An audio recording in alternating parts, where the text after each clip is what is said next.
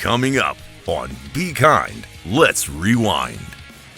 Today we are talking about Jon Finkel's Generation Giriffey Rankfest. Jon is back, and congratulations on the new book, my friend. This book is, I called it Generation Giriffey Rankfest, so it's counting down the 90 most legendary dude things from the 90s. Which was people that remember MTV's The State. There was a crew of us who were like an inside joke festival. I want to dip my balls in it! And they're trying to outdo each other, even so much when Macho's talking, Warrior is breathing so heavy that he's like,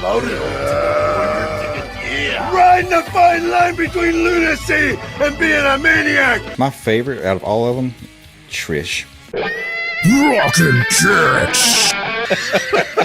At Jon, Jon_Finkel on Twitter, Instagram, my website, jonfinkel.com. And 4, 3, 2, 1. Cue music. Hey, buddy, this book kicks ass. There's a talking snake and a naked chick, and then this dude puts a leaf on his schlong.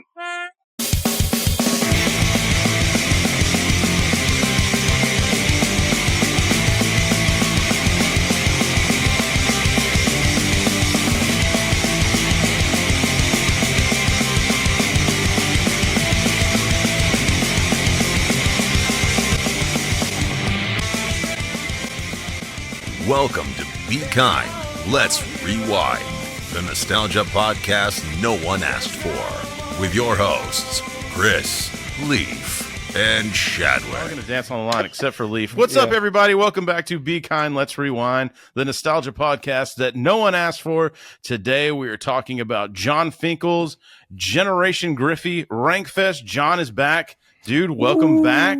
And congratulations on the new book, my friend. Thank you. It was one of the first places I wanted to come was talk to you guys. This is like our wheelhouse. Dude, you're not, I don't know if you knew this. You probably did because of the way the interview went. But that was our first interview was with you. So that was the very first interview. Very first, dude. As soon as we finished, I was like, that must have been the first interview. You guys are terrible. But then you guys confirming it all this time later. Yeah, he gets done and he's like, that's not even going to make air. Like, how do you even make that work? Jesus. Let's go ahead. These guys are never going to have any followers. Yeah, I know. Never. Let's go ahead and jump into our Balls of the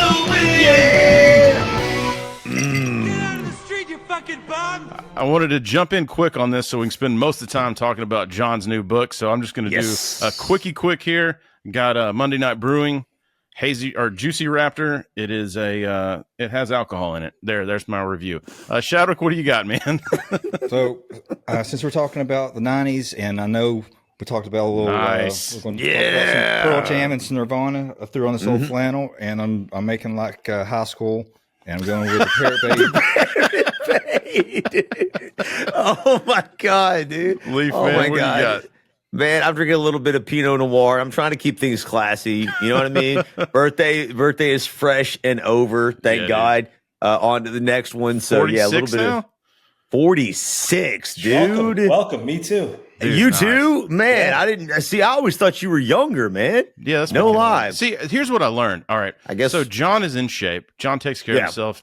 Always working out. Again, the Books and Biceps. If you haven't subscribed to that newsletter, just hit 20K subscribers, right, bro? Yeah, man. God, this week. So Excellent. There's a big difference. Like we're all close to the same age, and you can see what happens here when you pickle yourself with alcohol, and what happens with Jon when you work out and take care of your body. So kids, here's a lesson. Here's a before and after picture. So be sure to. You can. Which one you want to be? I'm actually 53, guys. Trying to be nice to you. So Jon just finished swimming laps in a pool and looking great. Leaf just got done feeding his fat fucking face, and his legs don't work.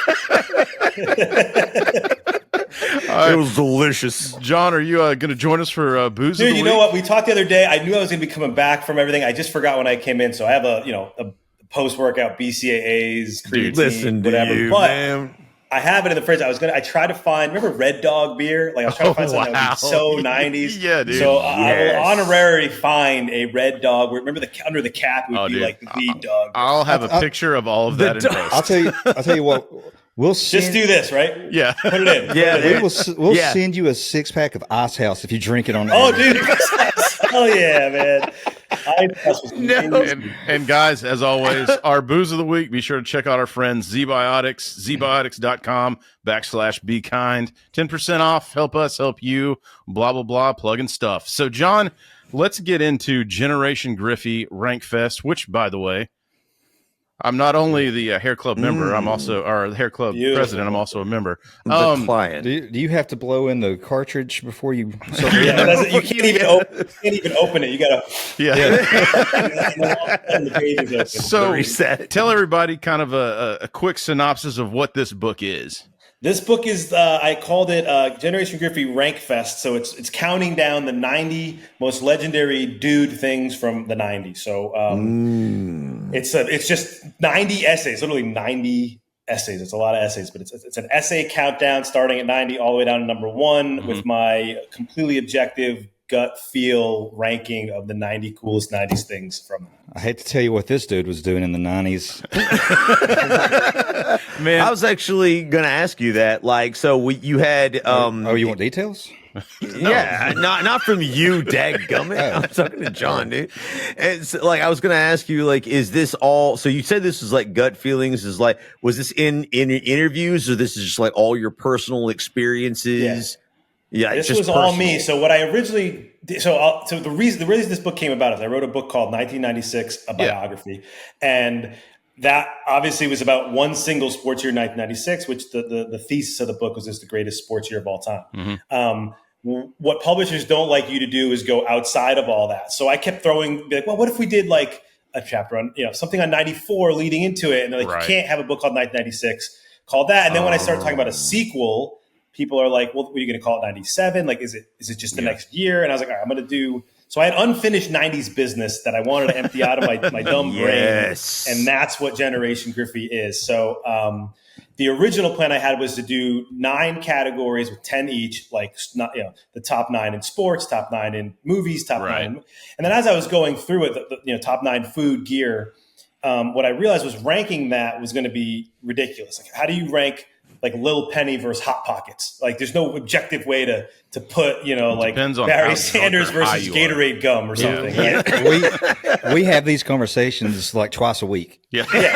So I just decided to write all of them and then come up with an order that I kept playing with. I had my top 10 or 12 pretty locked in, and the rest, honestly, if I did it today, it would be probably different. It's just kind of how I'm flowing with it. When I was reading through the book, and I know like at the very end, which is kind of cool too, you're like, hey, if you got any differing opinions, and if you want to, go ahead and plug your social, John. What is it on Twitter, Instagram? At Jon, JON_Finkel on both of those. And I've gotten plenty. I'll tell you later if you want the number one that I whiffed on that I really think I should have put in there, but maybe you guys will guess it too. There's 2 that keep coming up over and over. And so like, I thought that was pretty cool that you're like, hey, correct me. But when I read through it, I was so kind of enamored with the nostalgia of it. I almost forgot it was a countdown by the end because I was just like, it was just especially when you get to the top 10, like it was like memories just like rushing over me. I was like, this is awesome. Oh dude, I remember this. And then when I read that at the end, I was like, oh, I mean, yeah, I guess I could argue. I don't know. Like I had fun reading the book. So like, I didn't really care, at that point. I haven't read it. I'm going to wait for the movie because the movie's always better than the book anyway. This one, yeah, exactly. Well, I'll see if I can get like Ken Griffey's son, the star in it. And we'll just do like a full on, like Ice Cube for NWA. Like we'll see if I can do that. Speaking of that, is there any chance, since for those of us who are illiterate, any chance of an audiobook version coming anytime? Yeah, so obviously it's very time consuming. I like even Macho Man, which I came on for before, like yes, they much prefer to use a professional voice person who does this for a living and can do it, 8 hours a day of reading, and it sounds great, and they do voices. I started meaning I tried a couple sample chapters of doing this, and it's just I don't have the time for it, but in this weird AI world, you can pick a voice with this software that I found that's pretty damn close to mine. You read, it's like one of those movies in the 90s where like somebody would read a script and then they would take it and make a fake tape about you and frame you for murder or something like that. I think Tango and Cash. That's what happens in Tango and Cash. You can do that now for books. Man, and we were just talking about Tango and Cash today. Yeah, we were. Oh, really? Yeah. Oh, dude. By the way, nice shirt, John. Oh yeah. I mean, I'm wearing team colors today. I wore actually. I got two of the guys on my swim team. Are when this comes out, I'm like, I mean, the swimmers are very dorky, but I was like, listen, let's go. I got to get home to get on the show. You guys got to listen to this. And I have the shirt and everything. Dude, I'll send you. I'll get your info again, man. I'll send you a hoodie. We got hoodies now, and dude, yeah, they're awesome. Sport them during the winter. I'll always represent when I can, dude. Appreciate it, man. Dude. So actually, the Macho Man, by the way, that audiobook, I not only did I buy the Macho Man book, I also bought the audiobook. Oh, cool. But the audiobook's really good. That guy did a good job. He did solid. We had a lot of fun with that. There were the guys who didn't get it. Those were interesting conversations because it was basically like, dude, your Randy Savage sucks. Like over and over again. It was like you're fine. Everybody, all these guys have Centaurian big voices, and then it would get to Macho, and it was like. So eventually we just had him just read this page where it's like doing the Macho thing. Yeah. Mm-hmm. And it was like you either sucks or not. And this guy I thought he did as good his job as you could without like being the Macho. He did a good job. But if it had been me, just because like we just zero fucks on copyright laws with us, so I would have just put in different clips here and there. Pick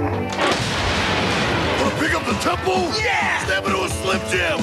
And then been like, that come was at the me, first bro. plan, but dude, the person who runs his estate is very, very difficult. Oh, I'm sure. And that I mean, was the first plan was like, who cares? Like, WWE would have said okay. I'm pretty sure with the people we knew there, with Cena endorsing, we could have probably got like some clips. Oh, for sure.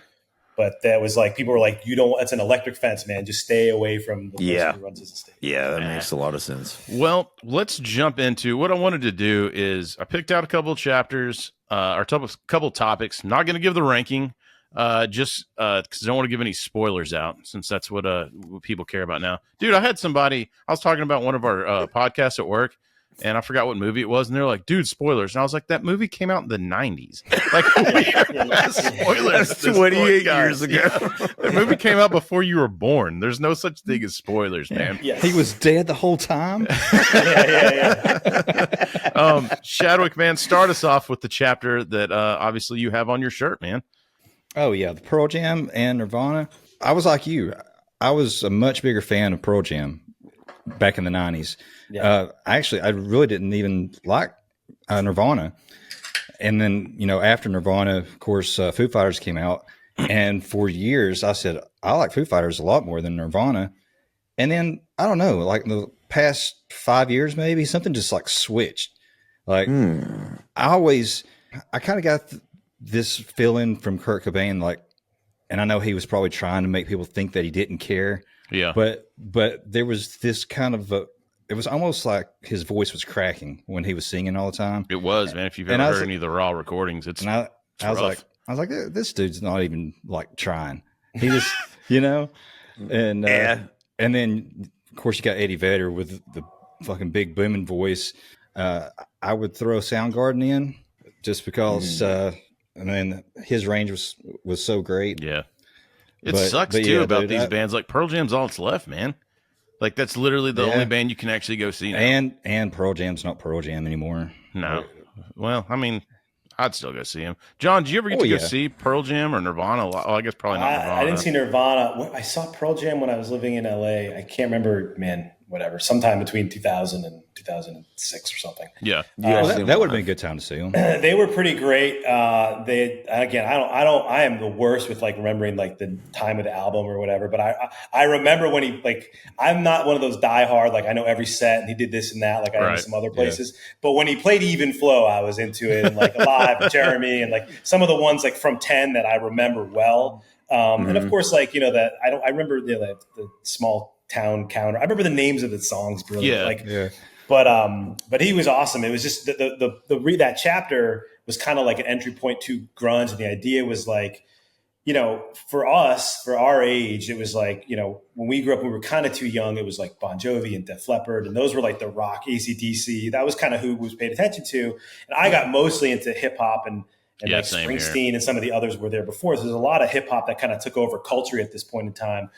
But the two that kind of bubbled up were Nirvana and Pearl Jam, even though I was more of a Pearl Jam guy, especially back then. Yeah. But it was like, the reason I put them in is because people were wearing the plaid and the big giant shirts. And and they all looked like they were just grungy and grimy. And then you'd see these kids in your school just take up this look.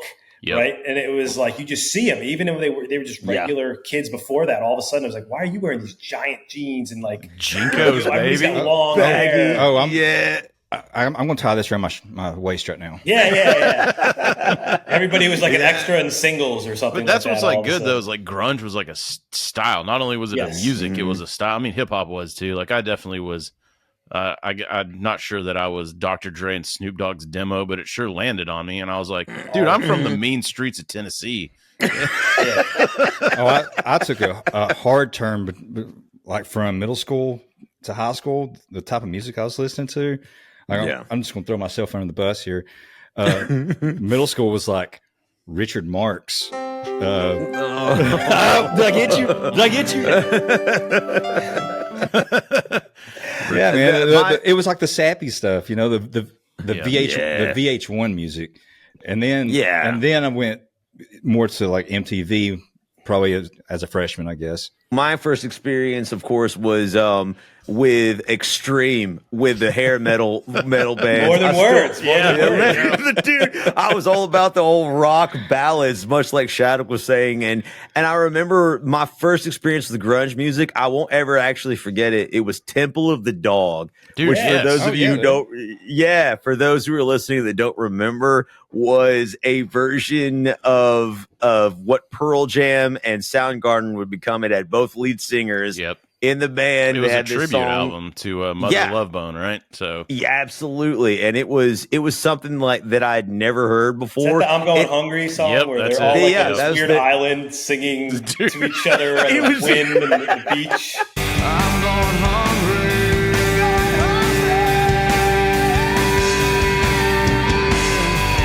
Yeah, dude, it was so weird, but it's a banger. It's like stroking each other's hair. Yeah, they all have long. They're just like off into the breeze. I didn't understand. The song's great. The video is so weird. It was. It actually started. It sort of like ushered in a lot of those like grunge videos, and like Chris, all y'all have stated, it really became a style, right? Like the short sleeve T-shirt with the long john, like white shirt, like underneath, like that style. I still like that style. I'm not gonna lie, but it just became like a phenomenon. And I remember I felt like it borrowed some of the harmonies and things from like the hair metal, but it was more. It kind of melded with punk rock, and that's sort of the direction that I went in my later teens was towards the punk rock but genre. It was a little more intricate, like they just got but it had some extra intricacy. I still hold up like, and I'm glad that you put Pearl Jam, Nirvana in this, because I still hold like 10 is probably like one of the greatest albums of all time. Yeah, one of our very first episodes that no one will ever see because it was terrible. Why it was bad,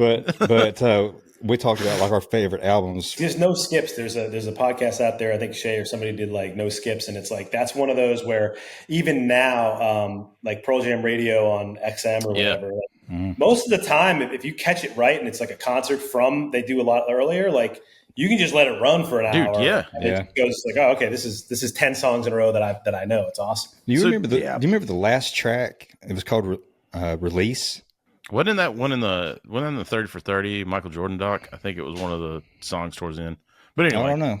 I digress. I just remember like driving around like summertime, the windows down in my car at night and listening to that. Hey, like John said, they were vibes, man. They were real. Like that was why I put them in there. That's what I mean about this book, though. Is like what's happening right now. You're going to read this book. And this is going to happen. And then you're going to call your friends and that you went to school with, and you're going to be like, bro, do you remember? I forgot about yada, yada, which is going to lead me to the next topic, which I want to go ahead and welcome John to. The one club that I thought only me and Leaf belonged in, which was people that remember MTV's The State. I want to dip my balls in it. I had, no one remembers but us. I could not believe it, dude. No one. I thought there's just two of us. I don't think I ever saw it. Yeah. Oh, man. I don't even know how to describe it because it was the greatest thing on television ever. For a brief period of time, there was a crew of us who were like an inside joke festival. And if someone overheard you saying, I want to dip my balls in it, or, we had the money, we had to have the pudding. Now, that is the kind of pudding that only $240 can buy. Oh, yeah. We had the $240. we had to have the pudding. Oh, yeah. They were like, what the fuck are these guys talking about? I thought I coined that term. Yeah. Dude, Louis, I mean, dude, to this day, I probably have like 6 friends from high school who use random text will come in the middle of nowhere and it'll be like, Rosemary. And it'll just be a picture of Rosemary at like the grocery store. Yeah, yeah. And then 7 of us will all text in, I want to do my balls. Yeah. I want to back. Top secret government documents. I want to file them. And dude, that whole thing. Like when I read that in there, I was like, I sent Leaf a message. I was like, dude, you're not gonna freaking believe this. I was like, John knows about the state apparently. I'm Doug. Yeah, like, dude, I'm out of here. Like there's profos. So for those of you who are uninitiated, the state was a sketch comedy in sort of the vein of SNL and some of the other, In Living Color, right? I believe, you referenced that in there, like, yeah, like this is a sketch comedy, but it was on MTV, right? So they were allowed to experiment, I would say, and you guys can correct me on this if I'm wrong. A little bit more. MTV was allowed to be a little edgier. They had liquid television. There was some nefarious stuff. Some of the stuff you couldn't even play today. I'm gonna be 100% with you. Flux. Yep. But the kicker was because they were on MTV back then, you had complete access to the MTV music library. So if there was a video on there, which sucks now, so you can find the state streaming, guys, but it's not the same because they had to replace all the music.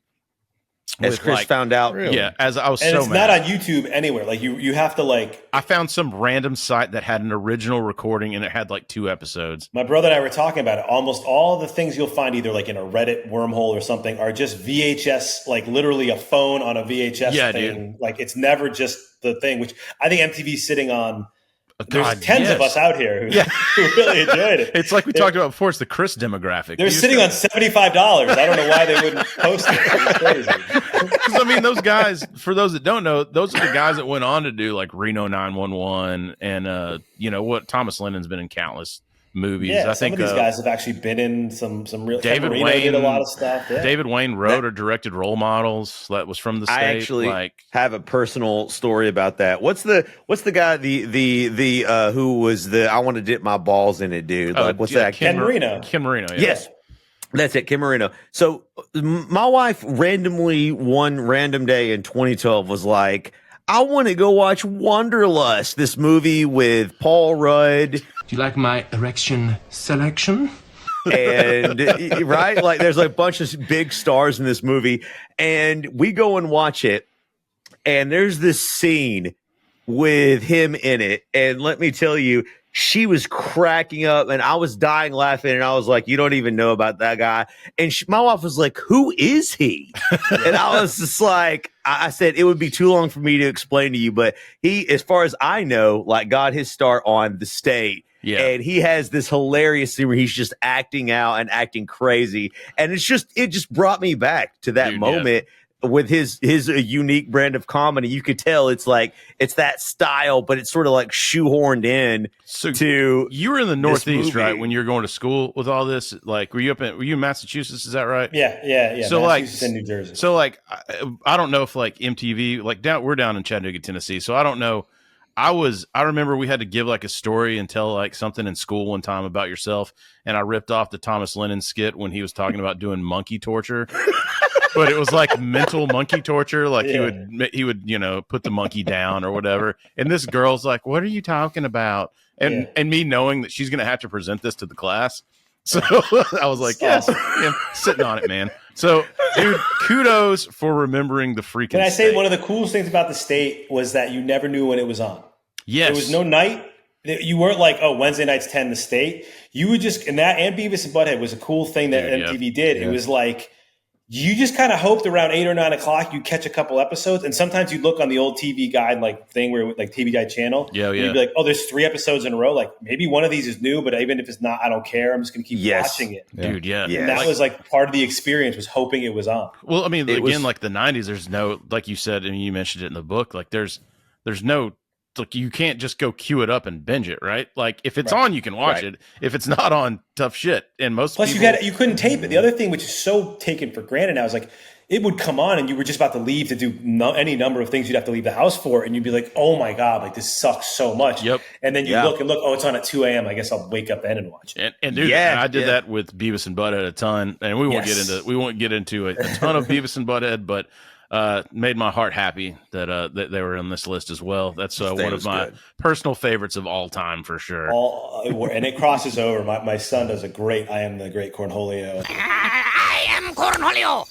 I need TV for my bunghole. That's awesome. Oh, yeah? He's got the blonde hair. I've been convincing him and my nephew, who has the brown hair, that we're going to be trying, my brother and I, for years to go as Beavis and Butthead with the two of them at the same age. Please, I think next year we're going to probably make it happen. Dude, we need the photos. So many times on this, like Leaf or Shattuck will say something. I'm like, "You're a stupid dumbass." Yeah, you know what's amazing? Like you did a very good Butthead. Like I think most people do like a pretty good Beavis. Even like everyone our age, somehow those two voices. Rarely do I hear someone do what you just did, and you're like, "That's terrible." That was great. Yeah. They're almost all great. Yeah. Right. That's impersonation. Especially when you do like a deeper. We won't go into it in this. We've done some Beavis and Butthead episodes in the past, but like. Mike Judge is like a legit freaking genius, like jazz musician and all that stuff. And then he made Beavis and Butthead. I'm like, what the hell? Like you're out there playing jazz music at clubs, and then you're like, I've got this idea about these two kids I went to high school with. Let's do this. What's it like to be? Thankfully, my wife is a big Beavis and Butthead fan too. So I always ask her like, "Hey, baby, want a Rethel?" Never fails. Yeah, it never fails, man. But let's move on. I mean, MTV in general, obviously, but I want to talk about this one just because of our location, which was the 90s Brave pitching staff. Hi, Tom. Chicks dig the long ball. Which, again, when this makes it in the book, you got to think, like, for us, and you did this really well in this book, where I'm like, that's us. Like, that's, I know it was on TBS, so it was everywhere, but Chattanooga, we're like, an hour and a half from Atlanta. So you just grew up on TBS and Braves baseball. And I'm sure you were Yankees or Red Sox or whatever up where you were. And you even mentioned, like you wanted to put like, no ma, but it's like, there's like only a certain amount of people that maybe would get something like that. But with the Braves staff, it was John Smoltz, like Tom Glavine, Greg Maddux, who I still consider like, at least that I've ever seen pitch, greatest pitcher I've ever seen in my era pitch. So, okay. He started with the Cubs, right? Yes. Yeah, he won a couple Cy Youngs with the Cubs, so he was already there. So what year? Yeah, what year was he with the Cubs?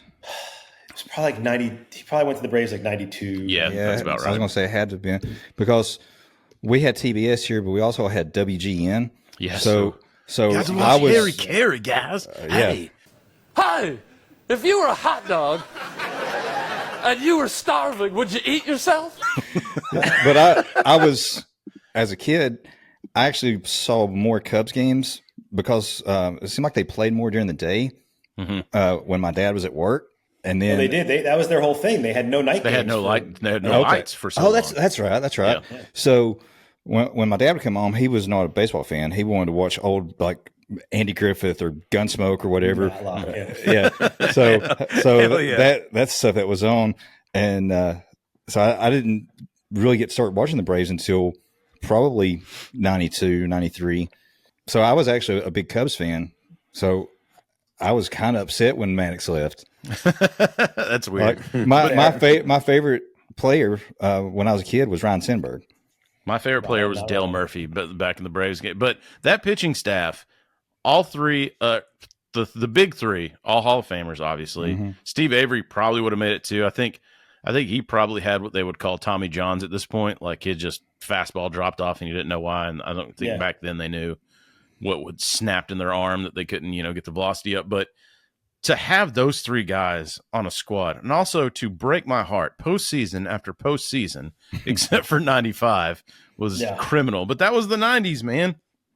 It was just one of those things where if you're thinking about, because it's really, other than Griffey, I don't, like you said, I grew up a Red Sox fan. So for me, like, Pedro is my greatest pitcher of all time. And like Nomar to me was a sensation, but I got that he wasn't a national sensation. Yeah. And like, there were so many guys like that, Clemens for a while, early 90s, you could even talk about Don Mattingly and some of these other guys, but like none of them crossed over in terms like if you go right now and even pick your favorite team, I did this like exercise when I was writing it like in my head. I'm like, all right now without looking, like who was the main heart of like the Red Sox like starting pitching from 92, 90, whatever. And I'm like, I mean, Pedro, we got 99, 98, 99, but like in those early mid 90s years, I'm like Derek Lowe and I don't know, but somehow this Braves team, which was, they were on TBS, but I didn't watch a ton of them, but I collected all their baseball cards because those guys were awesome. And I knew exactly who they were. The three of them were the all-star team year after year after year. And somehow if you think of the 90s baseball, even over like the stupid home run race that, it was all kind of bullshit with the steroids and stuff like that. If you're just like number one thing you remember for sure, it's Griffey probably. Oh yeah, and then like the A's pitching. I mean, the Braves pitching. As you can see, Leaf usually has his hat backwards. Yeah. I always wear my hat backwards so much that Shadwick's son, when he was younger, I think we were hanging out one time and he had his hat and he turned around backwards and he's like, "Look, I'm Chris." Like, I was like, you've actually usurped.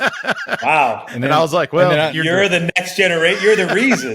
They're not even going to mention Griffey anymore. Then I turned my hat around. And my son was like, "You look like Kevin James. Don't do that." Wow. Listen, kids, they don't lie. No, they don't lie, man. They don't lie at all. No filter. One of the ones that I will. It was a '90s staple. And I think that it really bled over to your love. And this one isn't in our notes, but the Ultimate Maniacs. When you put that in there, I was just like, John's finding a good way to get Macho Man in this book. That is exactly what I was doing. That is exactly what I was doing. I was very careful to not, because I could go like, oh, there should be, in my head, I'm like, 10 wrestlers. I had a wrestling category, the first one. Dude, yeah. And then I was like, well, I just did Macho, like I've taught Macho, like I don't need to do a whole thing, but like for sure that was a moment for us, like when they combined, because I was obviously when I was really little, Hogan was the guy. Yeah. But for most of my like adolescent, the 2 or 3, 4 years from maybe 11 to 14, it was Macho and Ultimate Warrior were my favorites. Like a lot of us, if you asked, wouldn't even say Macho, they'd probably say Warrior. Yeah. So there was this moment for about a year where they were in the same squad, the same tag team. And so, yes, that was 100% my way to shoehorn Macho into it. I loved it. I saw it in there, and I was like, "I get it, brother." You know who you're reading. You know what I'm asking. Like, again, dude, you're writing for the Chris demographic. I mean, like, yes, this is for all. Like I said, I wrote this book for all of us. So I'm doing my part. Damn it, okay? Yeah. Like I bought the book, I bought the audio book. Like I'm trying. Yes, you're doing more. You're going above and beyond. I think when Warrior came out, like there had always been. The wrestlers were always like big and muscular, but they weren't like chiseled. Shredded, yeah. Like he looked like a bodybuilder, action figure. Unbelievable. Dude, so the promos, by the way, Luke, go waste some time watching those two, the Ultimate Maniac promo. It's God. Riding a fine line between lunacy and being a maniac. The testosterone like spits in your face from the screen. They're trying to outdo each other. Even so much when Macho's talking, Warrior is breathing so heavy that like he's like drowning out Macho. He's doing talking. this thing. Yeah. Dude, he looks like he's about to just rip a phone book in half any second, dude. Yes. Just roid raging out.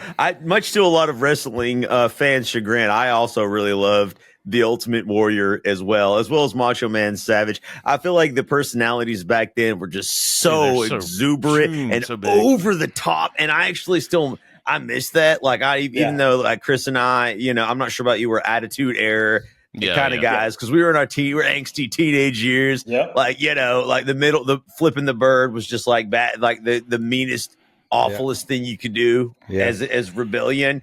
But man, I do miss the characters of the old school like golden generation. Like they were something different. I think my favorite out of all of them, Trish.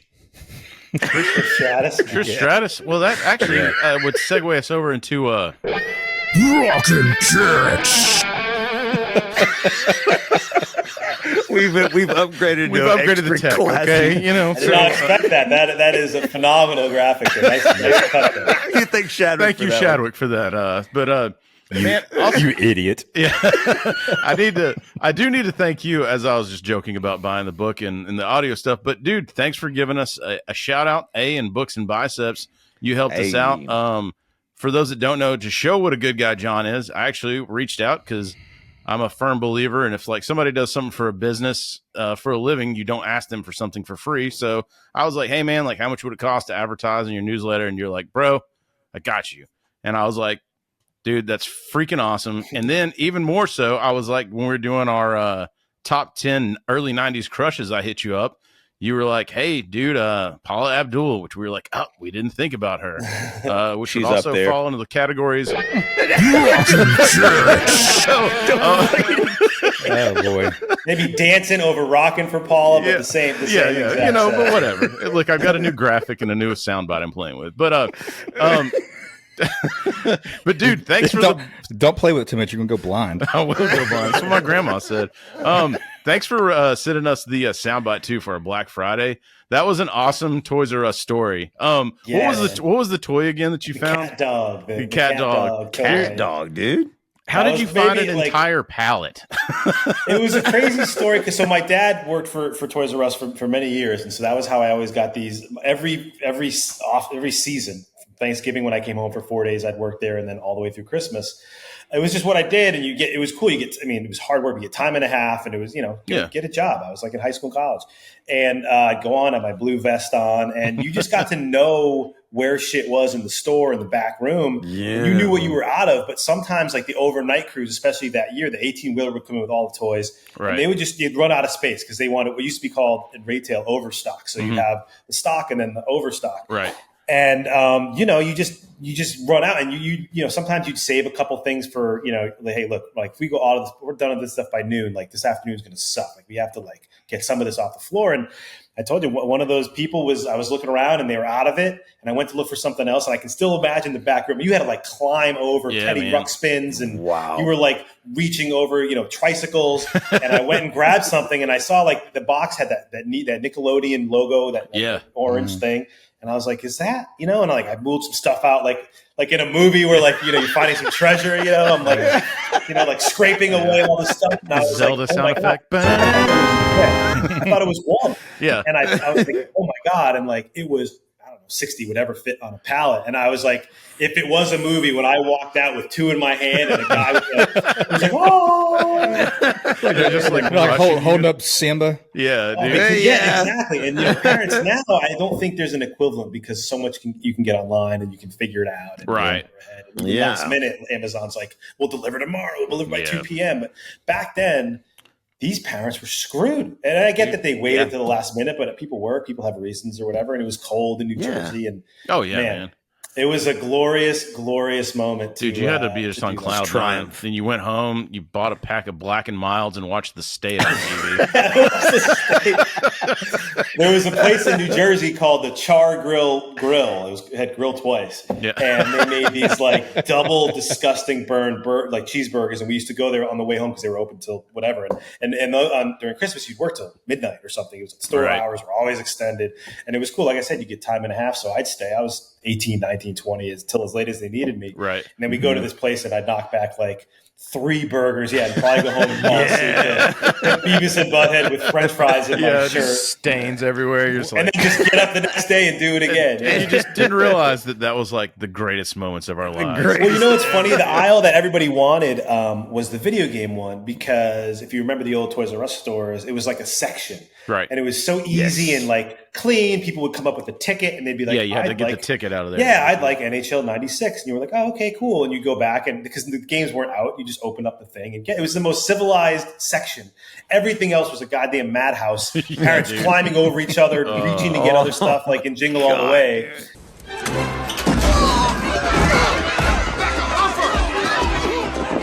But it was always that. And they always put a Greek girl over there. Yep. Hi, how can I help you? And I was like, oh, I'll take GoldenEye. And it's like, oh, no problem, sir. Yeah. Like, what's going on in that land of like complete order? And I never thought about it, but the Toys R Us here had like, they had it set up where you came in, because like Walmart and Kmart and all those, like you could come in and you're just like open floor that you can walk into. Toys R Us moved you through like a certain pathway that you had to go down, and I assume that was probably by design because of how crazy people would get for toys. But that story was awesome. But I also wanted to say, when you sent that, you're like, yeah, this dude's an author and writes.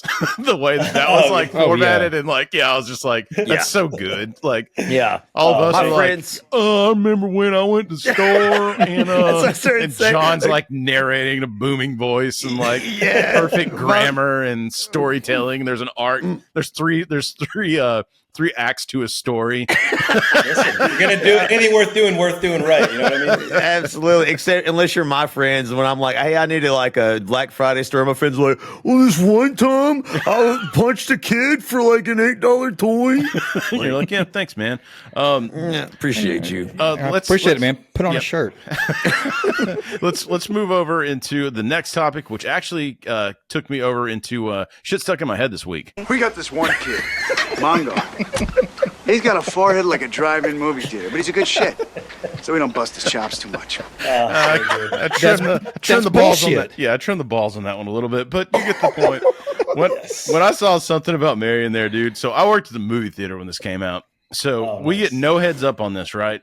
Like, you knew it was coming out. No one really knew what it was going to be about. And they send us these promo kits. And they're like, here, little mini posters or whatever. And then it's these like 4 boxes and it's labeled hair gel.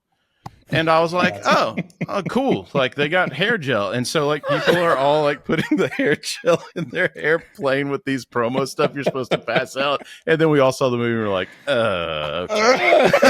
That's really clever. I never knew they did that. That's awesome. Yeah, they would send little packs out to, like, you pass out of the ticket just to promote and get buzz out. But is that what Leaf brought back for you from Japan?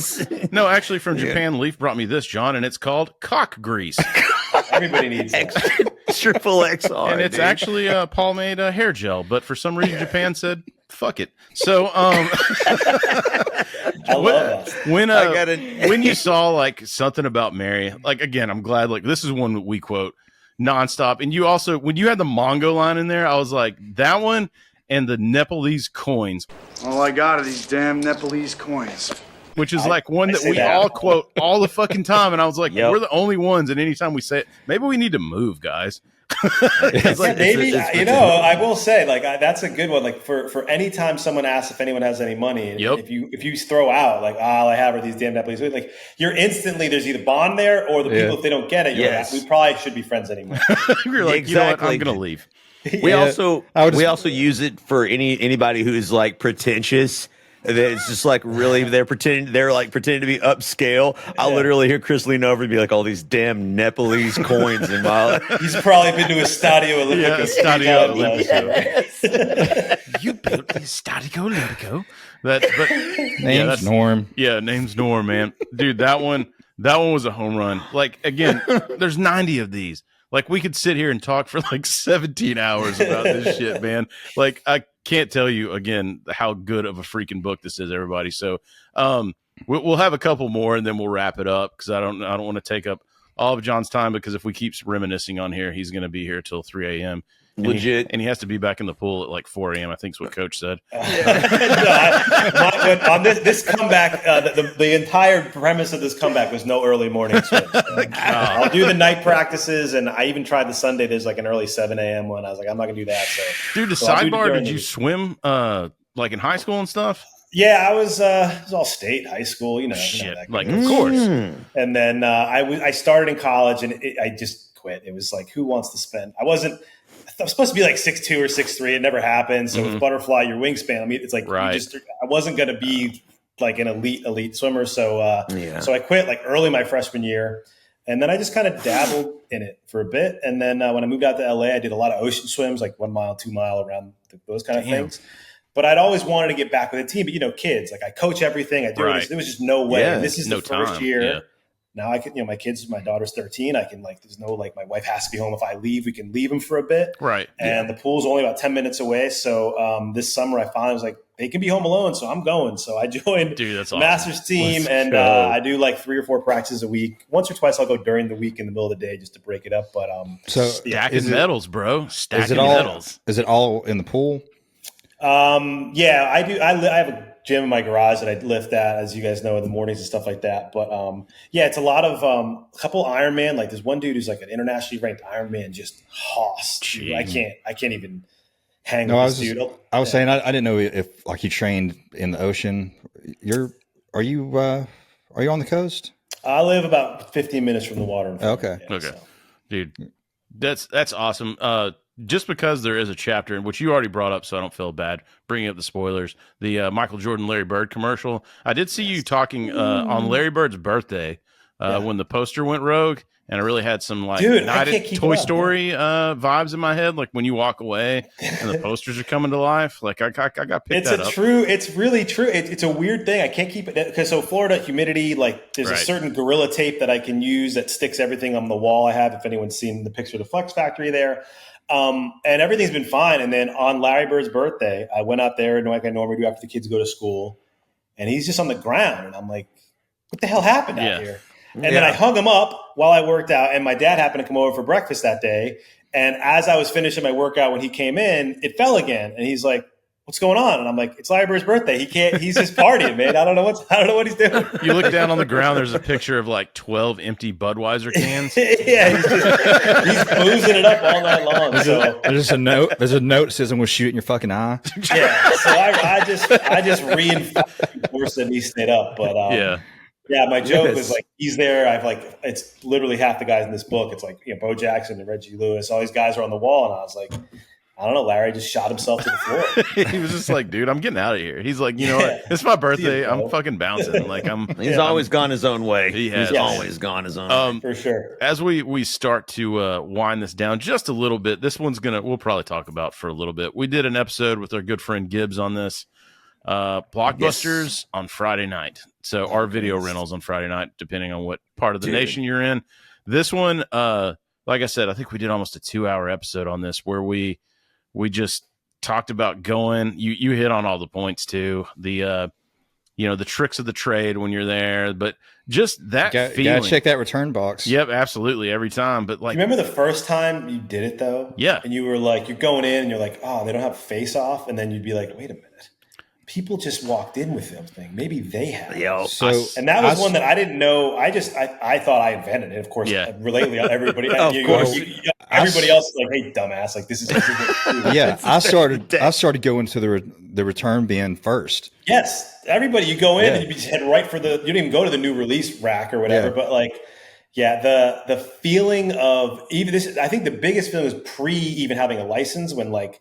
Some of the parents who were sleeping over, that like 13-year-old feeling of like, and they would tell you every family had different rules. Like, you get 2, but you have to watch them over the weekend. You'd be like, right. You got 3 days, 2 in one video game. And you're like, ooh, how are we going to do that? If we get the video, like there's little things that would go through. And then obviously as you got older, when you like take your boys there and, but the discovery area where the straight to video where it actually meant something back then, you'd be like, Stallone did this movie called, defending Angelo, avenging Angelo. You'd be like, all right, I'll try this. Dude, I remember seeing like there's like an older person, and they were the first person I saw be like, "Can you check the return bin to see if blah blah blah?" And I was just like, "Bing!" And I was like, "Oh shit, that's a thing." But I wonder how many times a day do the people that worked at Blockbuster, how many times did somebody ask them to check that bin for something? 100 times, 100 times an hour probably, because if you asked for something that wasn't there, they would literally look in on the computer and be like, well, it's not checked in. And that's what the return bin was. It was the newly returned stuff that hadn't been checked in and scanned. And they got to at least at our Blockbuster, the employee would be like, you can check the return bin. Like it's not in the computer. You like fish through it and see if you can find something. They had them stacked up on the counter at one point because they got so tired of it. They would stack them up so you could just be like, I want that one, and then go. But that whole feeling, and it'll never, no one, it sounds so fucking old, but like kids will never get it. Like that was like, you had, like 8 Mile. This was your one shot to go in. Like you wanted this game you've been thinking about all week at school, this movie you wanted to watch all week at school. Friday, like my parents or Lee's parents would drop us off, and like, we got to go. We got one shot to get this game we wanted to play all weekend. The weekend is ruined. Or it's over. There was a ticking clock. Like you also had to return it. It wasn't. My parents were like militant about, I'm not paying a late fee. Oh yeah. Like it's not happening. So watch it. And every now and then you'd have 2. I could always get 2. And you had like your A movie, and your B was like the wild card. It was I never saw Bloodsport 7, but I'm going to watch it this weekend. And you had like your A new release that was just sitting wall of things that you'd want to go get. And then that other one.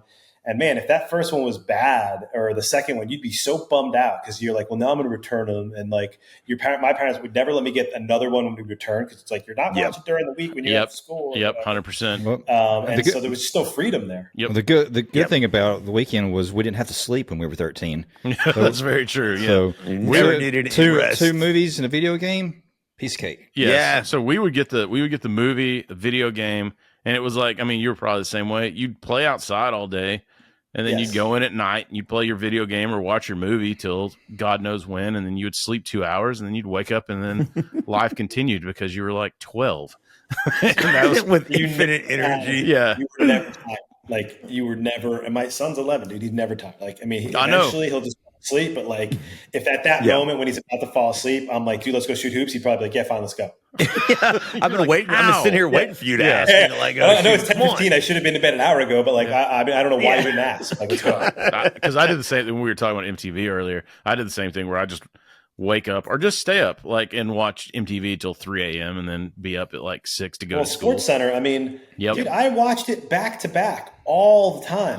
I'd just put it on at 10 and then after it was done, I would just keep it on like an idiot. Like, I wouldn't even watch anything else. I'd be like, okay, I'll just watch it again because when people talk about it tomorrow at school, I'll remember all of the things. You couldn't, but back then though, it's not. You can't go on the internet. Like there's no other way. Right? Yeah, we had. This is not in the book, and this may get cut out of the episode. But you had to go forge for your pornography back then, guys. We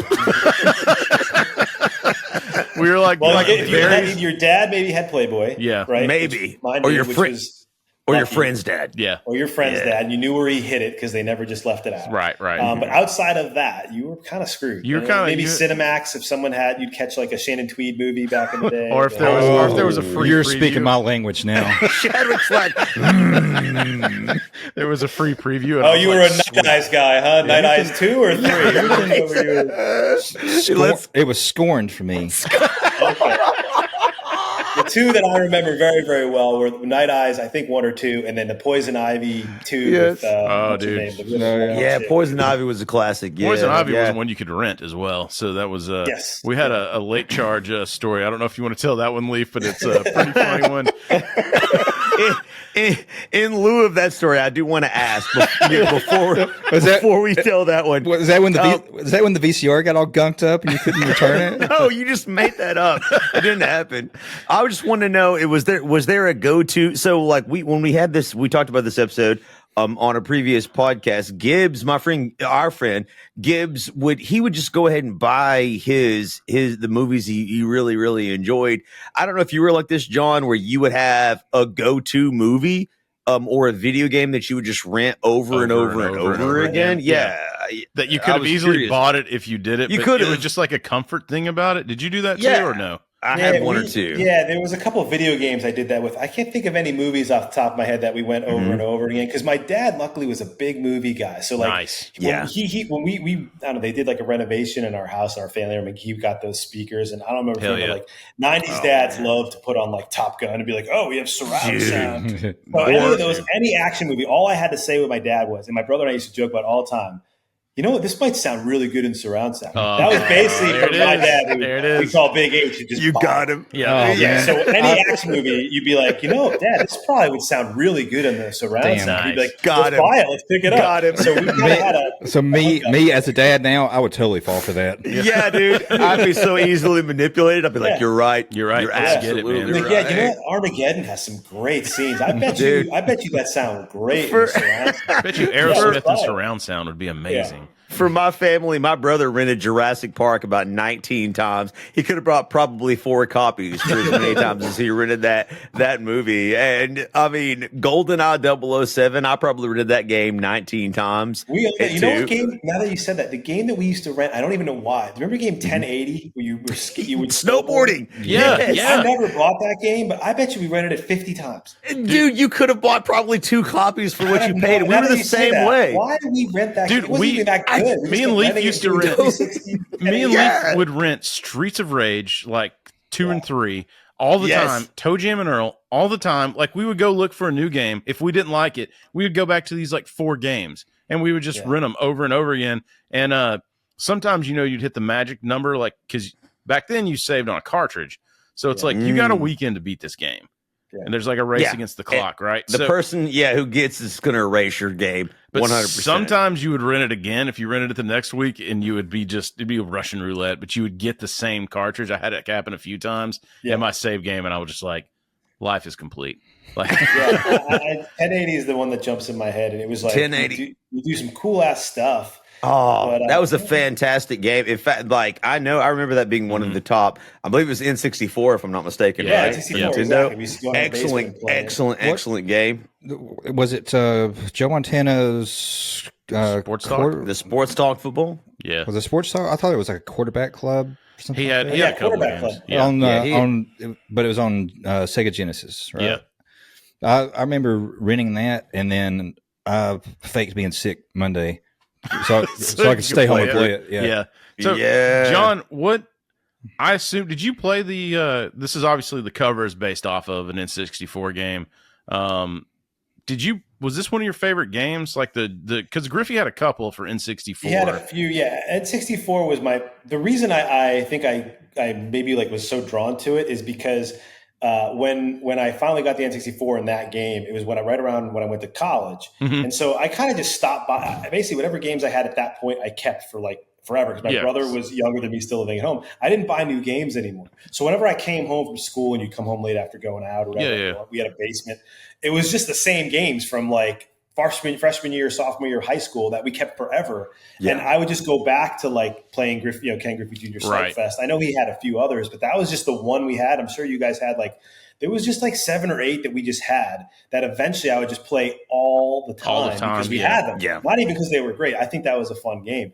But there were other ones that were just like, oh, since we have like this random, EA Sports game, like I'll just play it over and over. Right. And over. I did that with NFL, one of the NFL 2Ks, I think it was, or something. Like we also did it with one of the first NFL 2Ks on Dreamcast, which was the first ones you could get online and play online, which is that we've already like made jokes about this, John, they gave us a keyboard, and they're going to tell me not to type what I was going to type. Like, I mean, the trash talk was just palpable. It was so bad too because you're on a dial-up, so there's like a 2 to 3 second delay every time you hit a button. Like, it was just so freaking bad, man. But I know we've talked about this before.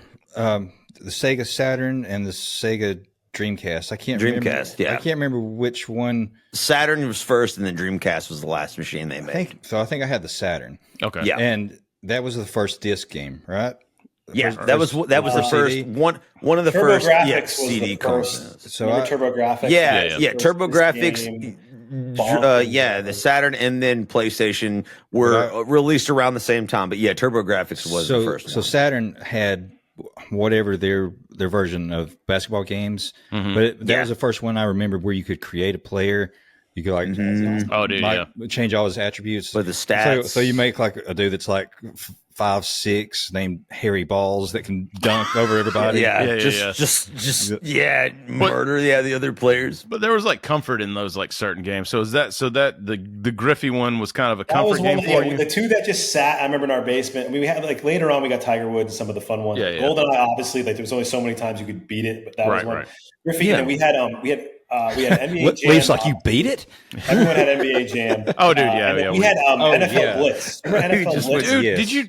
Okay. Yes. Sidebar Blitz on NFL was the Blitz. NBA Jam of football, and we had that and played it all the time. Oh, man, that game was so good. They re-released NFL Blitz and took out the late hits.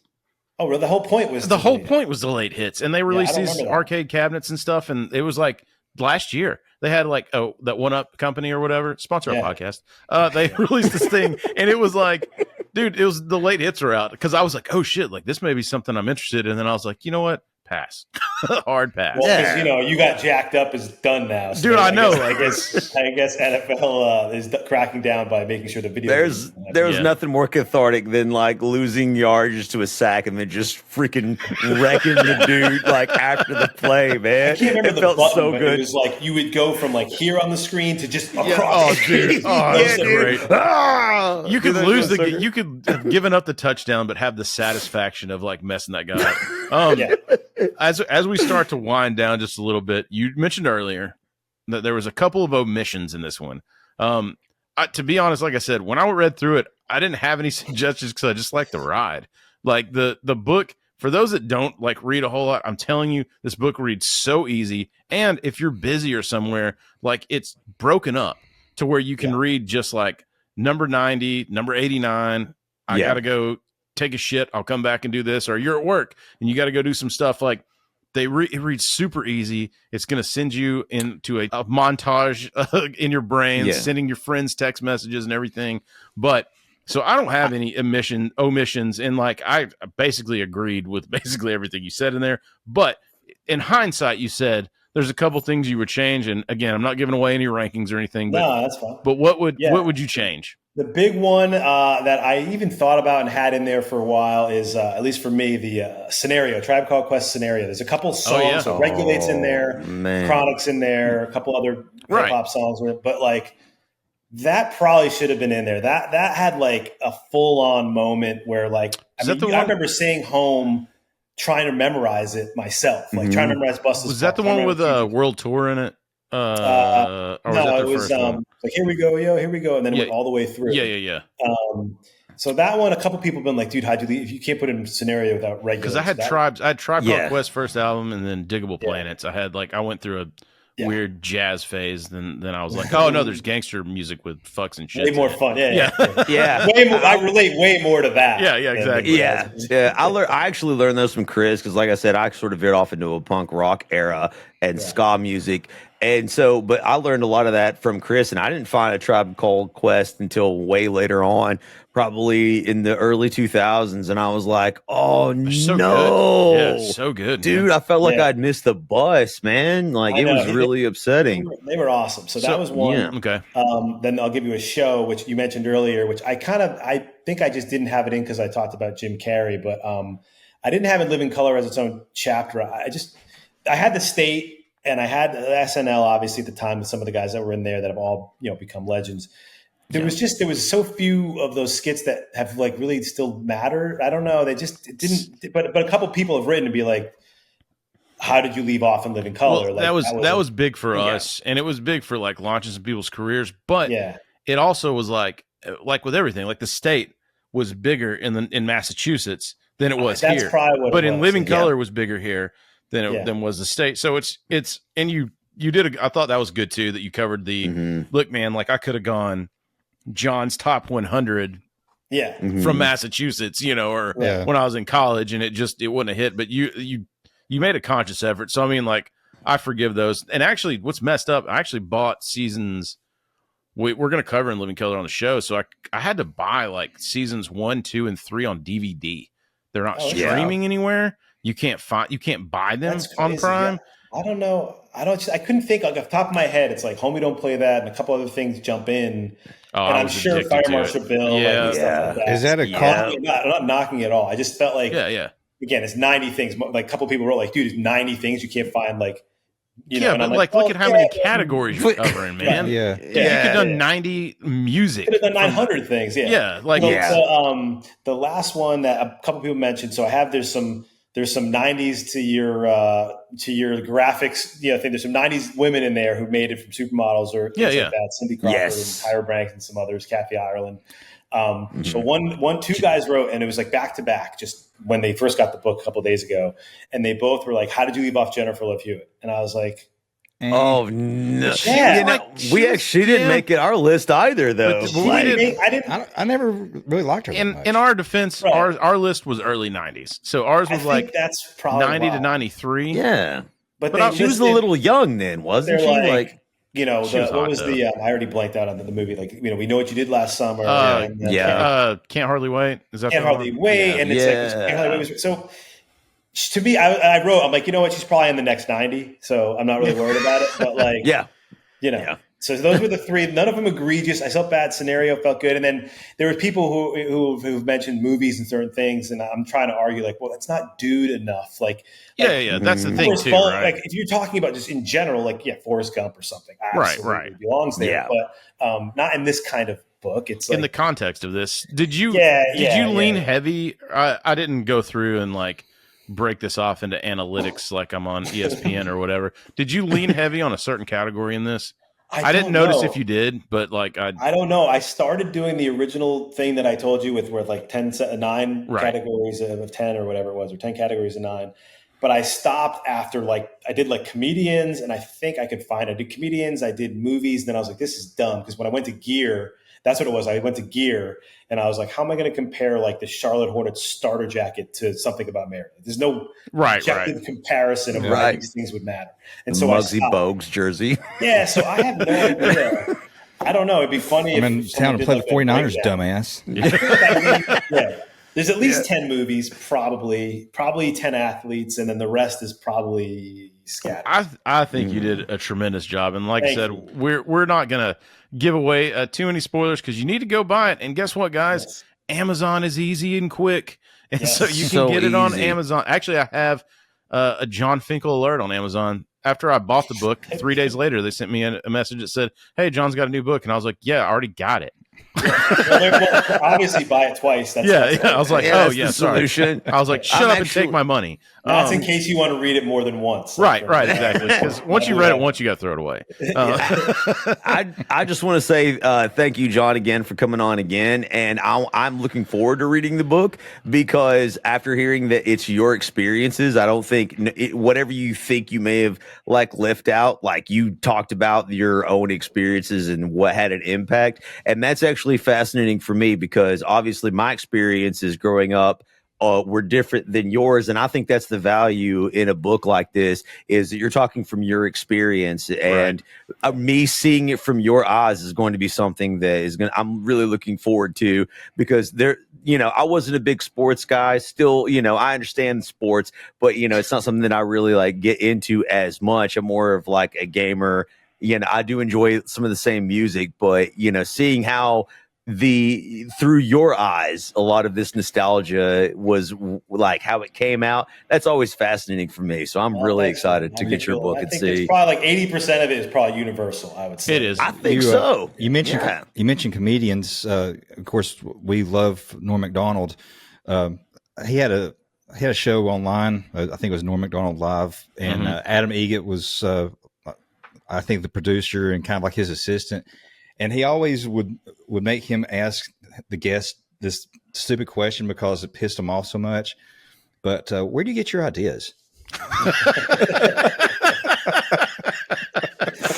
They just, when you're walking the dog, they just pop in your brain. Dude, I'll tell you what's wild, and I'll have to look it up, but I'm afraid to touch anything on my computer that'll shut all of this down.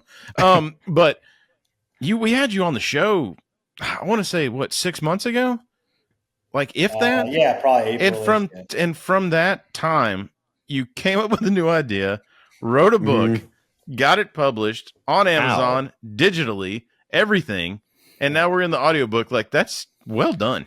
That's pretty fast. Thank you. I will say this one, I'd had scraps of a lot of this from 96, so it's I still wasn't impressive. Totally from scratch, but I will take all the accolades. Yeah, he's like, I am amazing. I appreciate you saying that's an amazing quickness. That's impressive. It's very impressive. Do you have people like pitch new ideas all the time? Like, well, you could write a book about this. I do. It's the only, I would say, drawback, but it's nice always when people, when anyone says like you should do this, they're kind of acknowledging that you would do a good job, and that's great. Yeah, yes, it is. Well, especially with sports, everybody. And this is to leave to your thing. Like, there's so many regional things. Yes, there's a couple guys that will hit me about their favorite athlete from this thing, and like, who deserves a biography? And my answer is always whoever it is. I'm like, look, I will tell you this.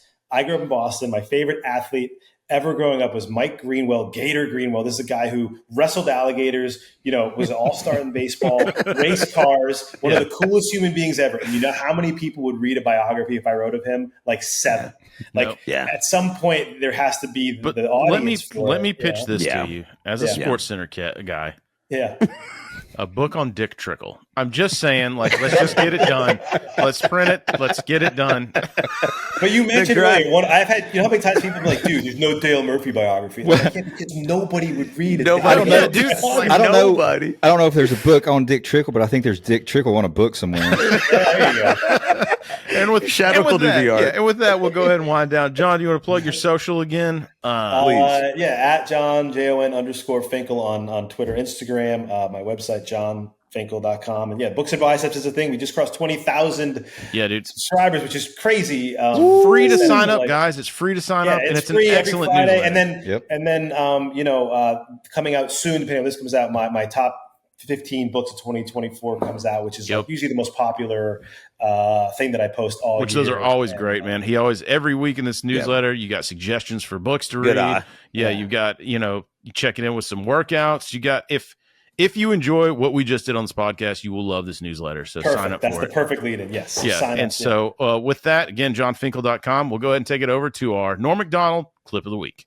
This week, President Clinton played golf with ex-presidents Gerald Ford and George Bush. Bush hit an old lady in the face with a golf ball, giving her a broken nose and 10 stitches. But don't be impressed. It took him 5 strokes to do it. So